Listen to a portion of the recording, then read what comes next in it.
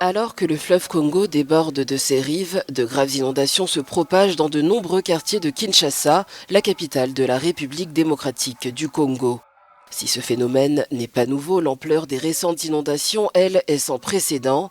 Le fleuve le plus profond de la planète a atteint son niveau le plus élevé depuis plus de 60 ans.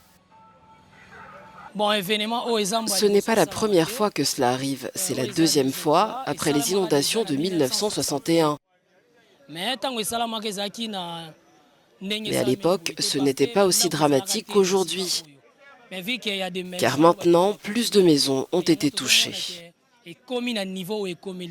Au moment où les précipitations sont 2 fois supérieures à la moyenne enregistrée entre 2022 et 2023, les rues du quartier Pompage à Kinshasa ressemblent désormais à des cours d'eau où les résidents se déplacent en petites embarcations.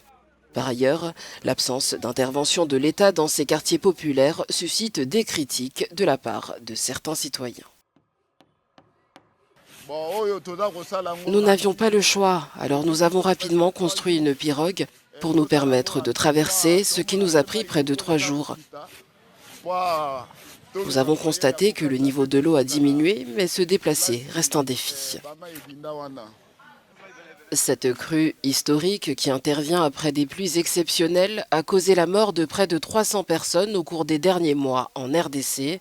Et en République du Congo voisine, au moins 17 personnes sont mortes dans les inondations, selon les autorités.